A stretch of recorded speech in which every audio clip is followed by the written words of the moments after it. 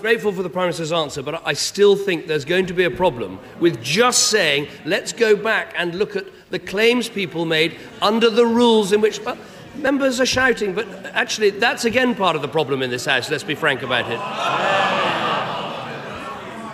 But let's see if this committee can do it. But if we just look at the rules and whether people were complying with the rules, that doesn't go to the heart of the problem. It doesn't go to the heart of the anger people feel. That is why members of Parliament decided to write out cheques and send them back on both sides of the House, and I think that's right. Let me turn to another issue, which is reducing the cost of politics more generally. If we're frank, many of us know that the next issue we have to tackle is the communications allowance introduced only 2 years ago. It is worth £10,000 to every MP. Let's be honest, taxpayers are effectively paying out thousands of pounds so we can all tell our constituents what a wonderful job we're all doing. We've all done it, we all know the facts. Isn't this a gigantic waste of money? Particularly right... Will the Prime Minister now get on? Will the Prime Minister now get on with something I've suggested many times? Let's save some money, scrap the communications allowance now. Mr. Speaker, the first way that we are going to save money is by the changes that were voted on in the House 2 weeks ago, changes that I put to the House and others put to the House, about how we can save money on the London allowance, how we can reduce the cost of the additional cost allowance, and how we can get the receipts that are fully made, even below £25, submitted. That is the first stage of reducing the costs, and the costs of the system will fall. I have to say something about his point about rules as well. It is true in some cases that rules have not been properly obeyed and action has got to be taken, and I think everybody will agree with that. It is also true that there is a looseness sometimes in the interpretation of the rules, or the rules themselves are too loose. That is what the Committee of Standards in Public Life have got to look at. But I hesitate to say that one or two members of this House getting together can write the new rules of everything. We need an independent scrutiny to assure the public that people have confidence in the system. As for the communications allowances, all allowances have always got to be looked at. This was again a vote of the House, and it was a vote including all members of the House. Let me just ask the Prime Minister in very short order, how would he, in this current recession where businesses are facing such difficult times, people are having to make such reductions in their own expenditure, how does he justify £10,000 communication allowance? Mr. Speaker, in this period, all members of the government have frozen their salaries. Mr. Speaker, I have myself refused the pension that is able to be given to any serving Prime Minister and refused to take it. And I have myself refused the London allowance that is available to me. I think all members of the House have got to look at what they can do in their own situations.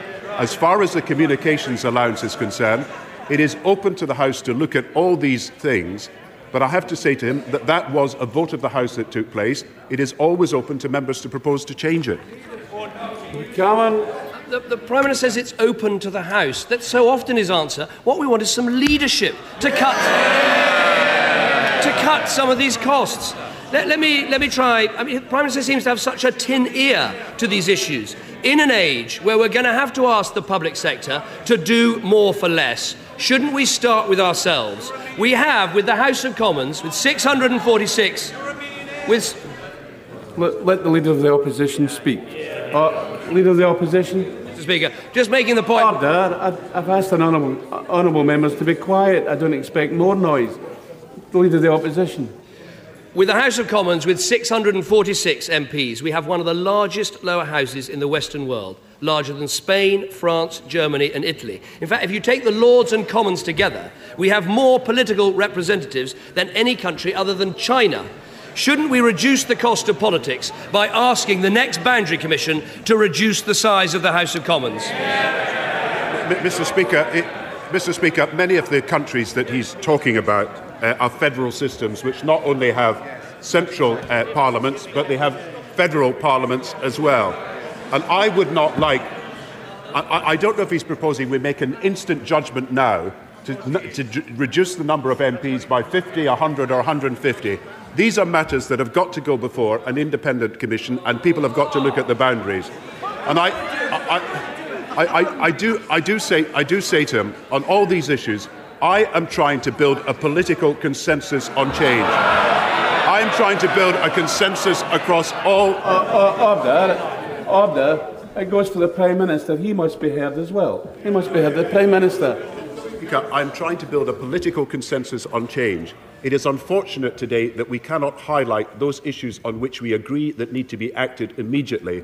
That is the way forward for this House to restore trust in its affairs. And we've got to deal immediately with the issues that are ahead of us. We've got to take the extreme action that I propose, that I hope you will be able to support. And at the same time, we've got to reform the expenses system. But I think today is a time for all of us to come together to make the changes that are necessary. Come on. To say to the Prime Minister, Spain and France aren't federal systems. They've got much smaller parliaments than ours. He says again he wants to have an independent commission. I sometimes wonder whether... Order. Let the Leader of the Opposition speak. Order. Mr Howe. Kim Howell has been told off is sitting behind us, standing behind the Speaker's chair. Former Labour Minister was Kim Howells. I mean, I wonder whether he needs an independent commission to work out whether to have tea or coffee in the morning.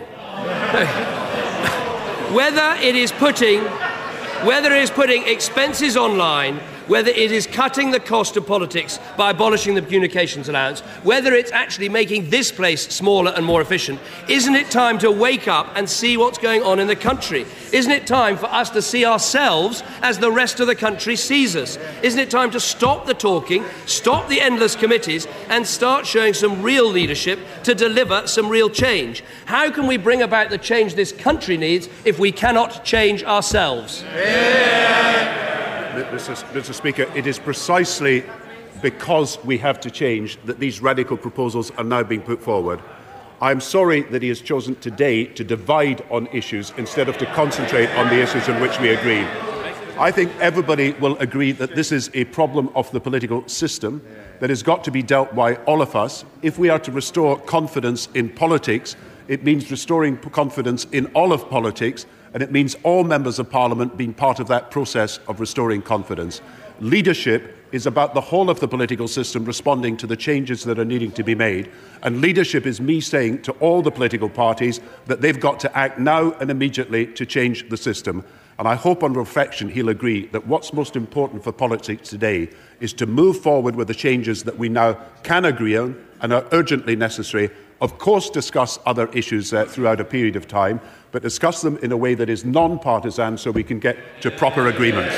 So expenses at the top line, but of course leadership, the subtext of that. Many organisations support the Equality Bill. Age Concern, Carers UK, all the disability organisations. Is my honourable friend aware